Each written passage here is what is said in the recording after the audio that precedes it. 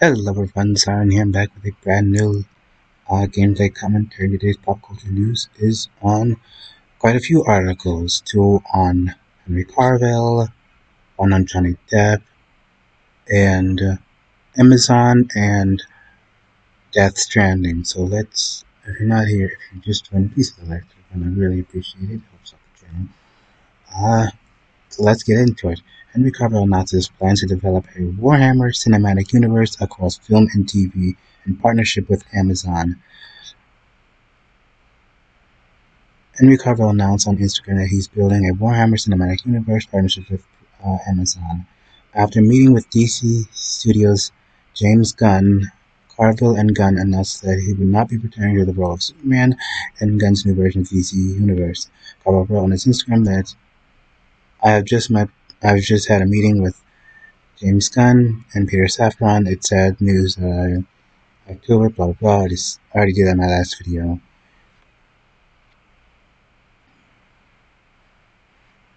A day later, the Anchor editor of Jeff Strider appeared on YouTube John Rocha channel where it claimed that Carvill would be working on a Warhammer 40K series project with Amazon. Snyder relayed yesterday morning an email source that I haven't heard from in a while, so there's always an accurate in the past. And he said it sounded like Amazon is buying the rights to Warhammer 40K, maybe attaching Henry Cavill to the stars, the next big post in the Richard role. Then added, yeah, it's best. I'll say this. Ever since Amazon has released Rings of Power, it has been a complete shit show. So, in all seriousness, Amazon, let the man do this thing. If you let him do this right, it'll make you money. And from what's happening with Amazon and Rings of Power would fade away. Please, don't screw this guy up. Then he later reiterated that the scoop on Twitter, writing that I'm hearing that Amazon's making a play for the rights to Warhammer 40K, trying to attach Henry Cavill to it. The Hollywood Reporter then reported that Amazon has secured the rights to the game, produced by Games Workshops after months of negotiating, finding off rival companies, then also sought the rights. This is envisioned as a potential film and TV play. He further detailed that Vertigo Entertainment, Royce Lee, and Natalie Bagasco teamed up with Carvill to secure the rights and deliver to Amazon. Vertigo will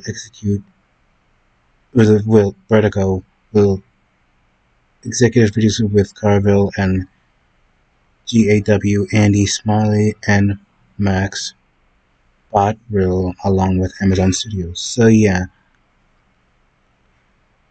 this is going to be one hell of a franchise if this works out.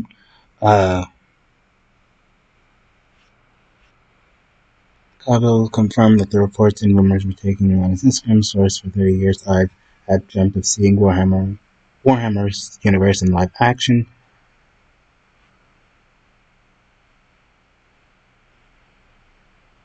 Now, after 22 years of experience in the industry, I finally feel like I have the skills, set, and experience to guide the Warhammer cinematic to life.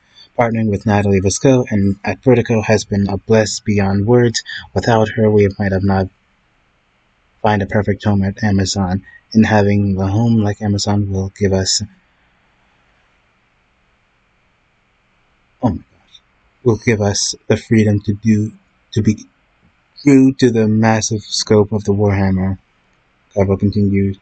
He concluded that all of you Warhammer fans out there, I promise to respect this IP and that we love. I promise to bring something familiar and ever endear, to bring something fantastic in this. As of yet unseen, our first step is to find a filmmaker, creator/writer to watch this space, my friends.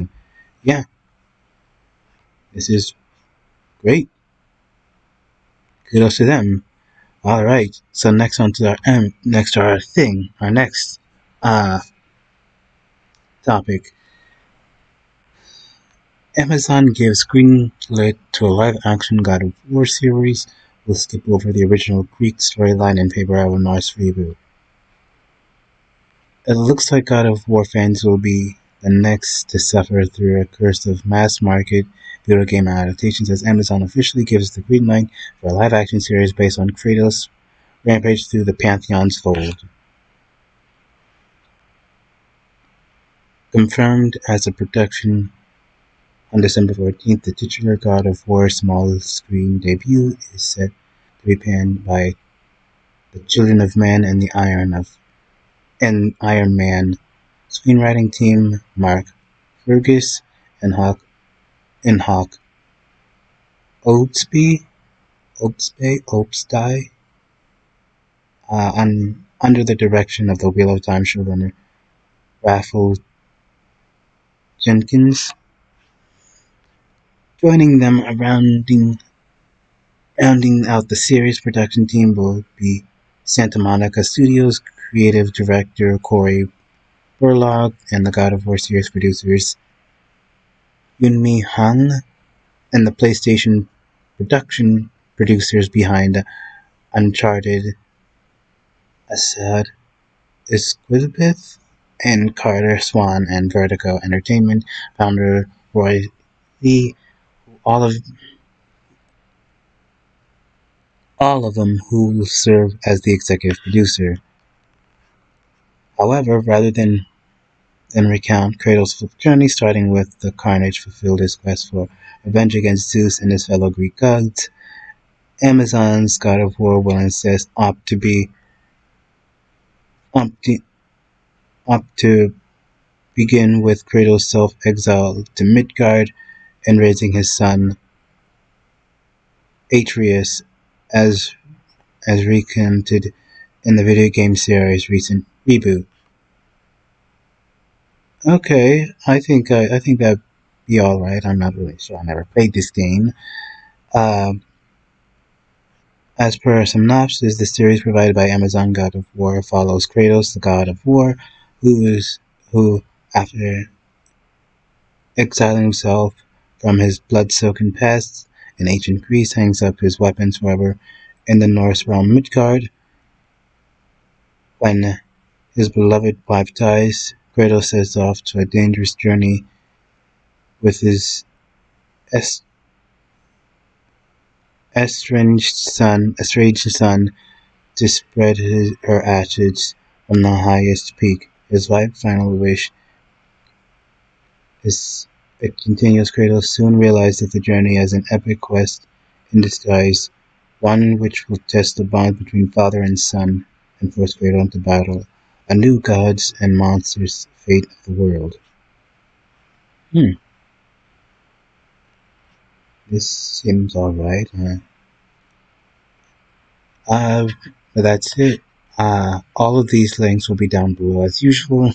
Let's get into our final three. Alright,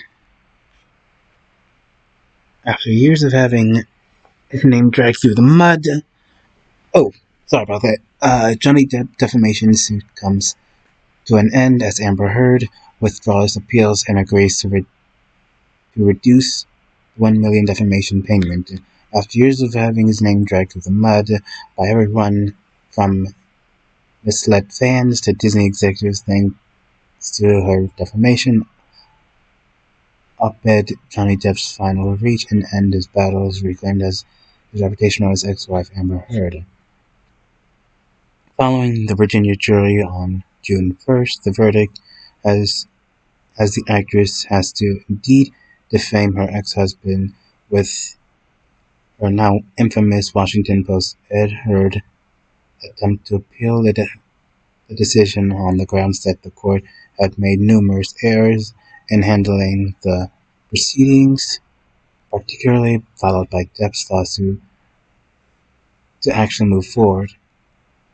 However, Arsenal realized the futility of her poorly argued attempts to evade accountability and reached an agreement with Johnny Depp's lawyer to pay $1 million of her originally 8.3 million. The actress has now withdrawn her appeal. Of course, it is now announced that in a four-part post published by a personal Instagram account on December 19th, after a great deal of deliberation, I have made a very difficult decision to settle the defamation case through against my ex-husband in Virginia. It is important for me to say that I never chose this. I continue Aquaman, the Aquaman actress. I defended my truth, and doing so my life. I knew it was destroyed. The vilification I have faced on social media. No, it's all true. That is amplified versions of the way in which women are re-victimized. They can come forward now that I finally have the opportunity to anticipate myself from something I have attempted to delay for 6 years on the terms that I can agree. I have made no admissions. This is just an act of concession. Then she claimed that there is no restrictions or gags with respect to my voice moving forward. Eh, this person's really awful. I mean, just awful. Alright, but uh, our last two is on yet again Henry Carvill. Apparently, there was a smear campaign against him. So, let's get into this one. Henry Cavill's smear campaign claims that the actor was removed from The Witcher because the female Netflix staff found his push for source material accuracy to be disrespectful and toxic. No, it's just that these so-called writers want to write their own story by hijacking a well-beloved franchise and pushing their own stories and agendas. It's just awful. Uh,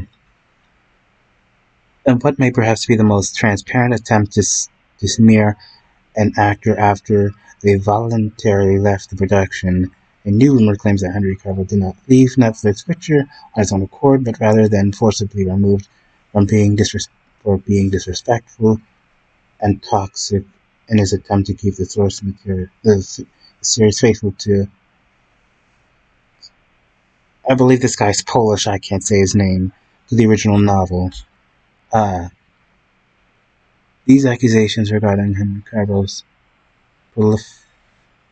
pers- no, professionalism from his whispered on December due to the UXU celebrated gossip podcast hosted by anonymous founder of the Entertainment Whisperer and the UX Oma.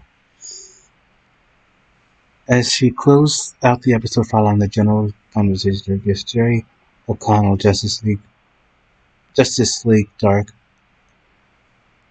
shows the anonymous that host proceed to read them out the message she received from a source who was reported to know what really went down between the streaming giant and the fan favorite actor. Mm. I mean, yeah, these, from what I've been hearing, they're trying so hard not to ruin. Well, they already ruined it, but the thing can the article says, but they then noted in season 2 and 3 that something has shifted, and he became really impossible to work for a woman to work with. Not true. Which is always a big problem between worse here because the showrunners is women. If these women stay true to the source material, he wouldn't have a problem. But no, uh, then would try to overrule her and try to get the changes made at the last minute across the board without her knowledge. Said that individuals, if you know nothing about showrunning, is completely effed up. The showrunners has a sign off and every minuscule detail down to the bottom of the costume. Counting on counting to paint Carvill as a rampant misogynist. The source added that the female writers and directors were suddenly completely ignored and on set unable to do their jobs, and every department had some complainings of the accused. He started making comments. It wasn't sexual things, but it wasn't he wasn't grabbing anyone or being rude. It was just disrespectful and toxic all the same. Yeah, I'ma call BS on that. But with that said, I hope you enjoyed the video, and please hit the like and subscribe button. And also, I do plan on doing a commentary panel with other YouTubers. I'm not sure who that's going to be yet, but please look forward to that as well. Yeah, I'll see you in the next video or stream. Zion is out.